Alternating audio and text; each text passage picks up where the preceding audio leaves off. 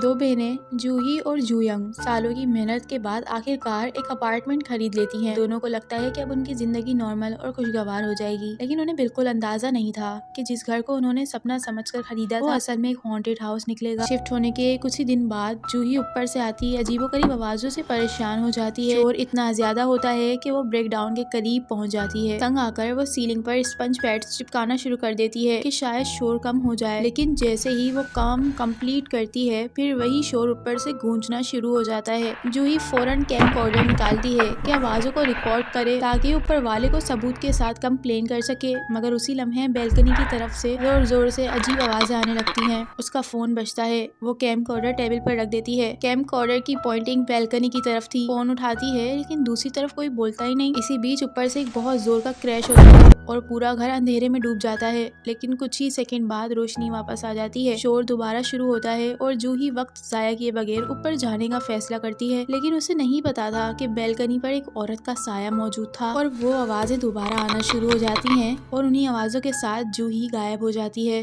Company को 4 दिन बाद पता लगता है कि जूही ऑफिस नहीं आ रही है। वो पुलिस को कॉल करते हैं और पुलिस जूयंग को इन्फॉर्म करती है। जूयंग ओवर टाइम की वजह से हॉस्टल में रह रही थी, इसलिए उसका जूही से कुछ टाइम से कोई कांटेक्ट नहीं होता। घर वापस आकर वो देखती है कि दरवाजे पर एक नोट लगा है, घर के अंदर शोर मत करो। अंदर जाकर लिविंग रूम बिल्कुल उल्टा पड़ा था और जूही का बेडरूम उससे भी ज्यादा फैला हुआ था। जूयंग शौक और गुस्से में फोन मिलाती है, लेकिन जूही का फोन तो ऑफ था। उसे याद आता है कि जूही हमेशा ऊपर से आने वाले शोर की कंप्लेंट किया करती थी, लेकिन जूयंग को हियरिंग एड के बगैर कुछ सुनाई नहीं देता, इसलिए वो समझती थी कि जूही ओवर रिएक्ट कर रही है। अब उसे यकीन होने लगता है कि जूही की गुमशुदगी का कुछ लेना देना उन्हीं नॉइज से है। जूयंग जूही के ऑफिस जाती है और उसके सबसे करीबी कुलीग कीहून से मिलती है। कीहून बताता है कि जब भी वो जूही से फोन पर बात करता था वो हमेशा पूछती थी, तुम्हें ये आवाज सुनाई दे रही है, लेकिन कीहून को कभी कोई आवाज सुनाई नहीं देती थी। घर लौटकर जूयंग को जूही का फोन मिल जाता है, वो भी पावर ऑफ और घर में छोड़ा हुआ था। ये उसके लिए और भी ज्यादा अजीब होता है। चार्जिंग केबल उठाने के लिए झुकती है तो वो जमीन पर एक बड़ा सा मोल्ड का धब्बा देखकर रुक जाती है। इस वक्त दरवाजे पर नॉक होता है। नीचे वाले फ्लैट 504 का रहने वाला आदमी आता है और कहता है कि शोर बंद करो। जूयंग कहती है कि कोई घर में था ही नहीं, लेकिन वो आदमी आंखों में अजीब सी ठंडी नफरत के साथ कहता है कि अगर दोबारा शोर हुआ तो तुम्हारा मुंह तोड़ दूंगा। वो जाता है और जूयंग हॉलवे के एंड पर एक लंबे बाल वाली औरत को बिल्कुल सीधी खड़ी देखती है। वो डर के मारे जल्दी से दरवाजा बंद कर देती है। फोन चार्ज होने के बाद जूयंग पासवर्ड गैस करती है और अपनी बर्थडे डेट डालकर फोन को अनलॉक कर लेती है। मोबाइल में बहुत सारे रिकॉर्डिंग्स होते हैं, वो उन्हीं में से एक को प्ले करती है। सिर्फ 2 सेकंड बाद एक जोर का क्रैश होता है। कंफ्यूज हो जाती है कि ये आवाज फोन से आई है या ऊपर फ्लोर से। आगे चल के रिकॉर्डिंग्स में जूही की परेशानी, उसका अंदेशा और किसी और अजीब आवाज की फेंट इको होती है, जिसका मतलब समझ नहीं आता। फिर जूयंग को अपने अगले कान में किसी सांस की आवाज महसूस होती है। इतना डर लगता है कि वो फोन उसके हाथ से गिर जाता है। दरवाजे की बेल बजती है। इस दफा उसे बाहर जूही की आवाज सुनाई देती है। बार बार वही जुमला दोहरा रही थी। पीप होल से देखती है और बाहर एक औरत खड़ी होती है। फिर वही अजीब सी आवाज शुरू हो जाती है। इतना प्रेशर लेने के बाद जूयंग बेहोश हो जाती है। जागकर उसे रियलाइज होता है कि वो शायद कोई हिलोसिनेशन थी या फिर ख्वाब था। कीहून मिलने आता है और बताता है कि वो असल में जूही का बॉयफ्रेंड था। 6 मंथ से दोनों छुपकर मिल रहे थे। दोनों लोकल ऑफिस जाकर पता लगवाते हैं कि कुछ महीने पहले अपार्टमेंट 604 की एक औरत भी नॉइस कंप्लेंट कर रही थी और कह रही थी कि उसे भूत नजर आ रहे हैं। कुछ दिन बाद पता चला कि वो फैंस से लटक कर सुसाइड कर चुकी थी। घर लौटकर जूयंग देखती है कि दरवाजे पर एक नोट लगा है, फिर से शोर मत करो। कीहून मिसिंग फ्लायर्स बनाती है अपनी सिस्टर के। पुलिस कॉल करती है। जूयंग 504 वाले आदमी के थ्रेट्स रिपोर्ट कर लेती है। पुलिस कहती है कि सबूत के बगैर वो कुछ नहीं कर सकते और जूही को बिल्डिंग से बाहर जाते हुए नहीं देखा है। इसका मतलब ये था कि वो कहीं बिल्डिंग के अंदर ही छुपी हुई है या छुपाई गई है। जूयंग समझती है कि वो शायद 504 वाले फ्लैट में छुपी हो, लेकिन बिना वारंट पुलिस कुछ नहीं कर सकती थी। इस वक्त 504 वाला जोंग सिम दरवाजे पर आता है और कहने लगता है कि प्लीज शोर मत करो। खौफनाक ग्लेयर देकर वहाँ से चला जाता है। अपने अपार्टमेंट के पास जाकर वो एक छुरी निकालता है। वो शोर के चक्कर में बिल्कुल साइको होता जा रहा था। जूयंग फ्लायर्स लगा रही होती है। एक छोटा सा लड़का बेसमेंट की विंडो को घूरता हुआ मिलता है। जूयंग टॉर्च से चेक करती है, तभी 804 की रेसिडेंट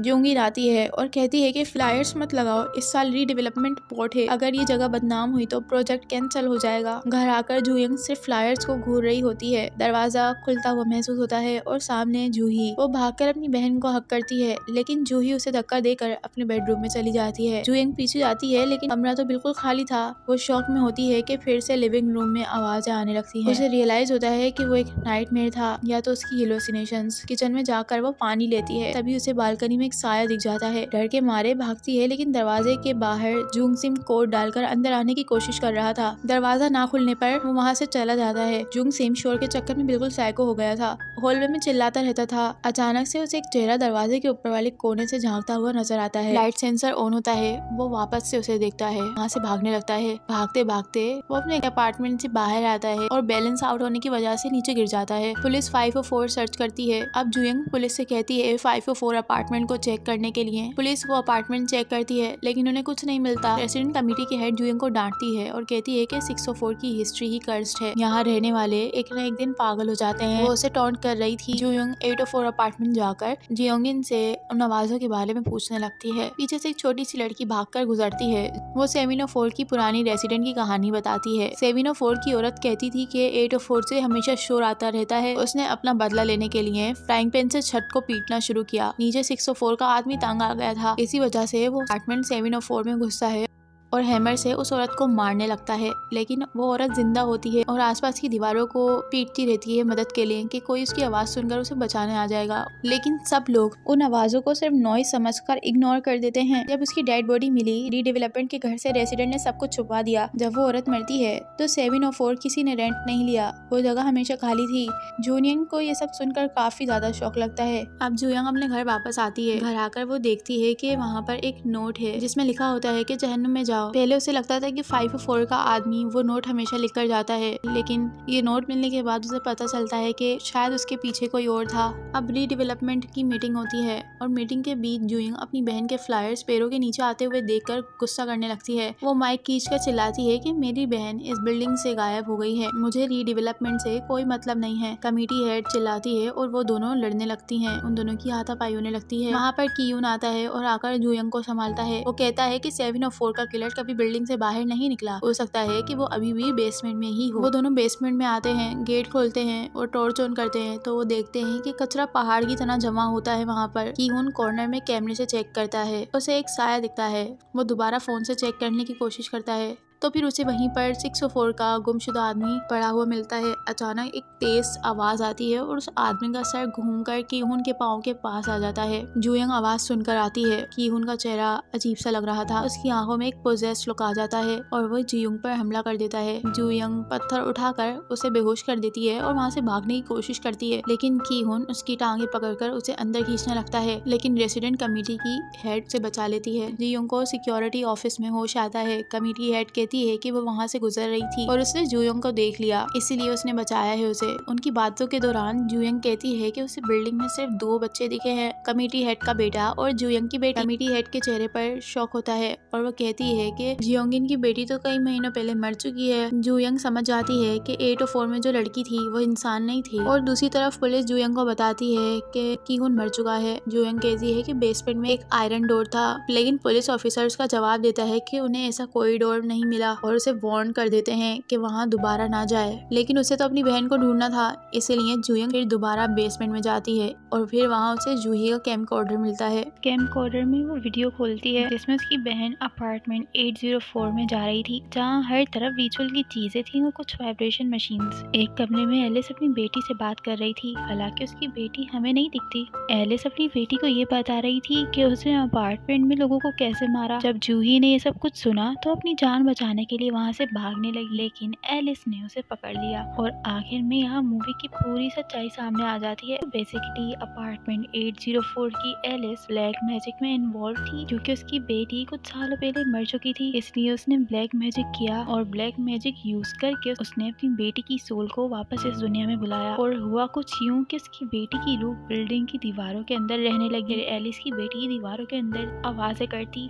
और अपार्टमेंट 504, 604 और 704 में रहने वाले लोग ये सब आवाजें सुन सकते थे। उन तीनों अपार्टमेंट के नेबर्स एक दूसरे पर शोर का इल्जाम लगाने लगे और एलिस अपनी डार्क मैजिक यूज करके उन्हें मरवा देती ताकि वो चुप हो जाएं। हर बार जब बिल्डिंग के अंदर कोई मरता, जगह और ज्यादा कर्स हो जाती और धीरे धीरे कर्स और ज्यादा ताकतवर होता चला गया। और जो लोग एलिस अपने कर्स से नहीं मार पाती थी, उन्हें वो बेसमेंट में बंद कर देती थी, जहाँ वो भूखे प्यासे तड़प तड़प कर मर जाते। इसीलिए कीन की लाश बेसमेंट से मिली थी, क्योंकि एलिस ने उसे वहाँ बंद कर दिया था। और अब बिल्कुल इसी तरह उसने जूही को बंद किया था। जियोंग आखिर में अपनी बहन को बेसमेंट के एक कॉर्नर में ढूंढ लेती है, मगर उसकी हालत काफी ज्यादा क्रिटिकल थी। जियोंग अपनी बहन को बचाने के लिए दौड़ती है और वो दोनों फौरन एग्जिट की तरफ भागना शुरू कर देते हैं। लेकिन यहाँ पर डिमोनिक एलिस उनका रास्ता रोक लेती है और दोनों पर हैमर से अटैक करने लगती है।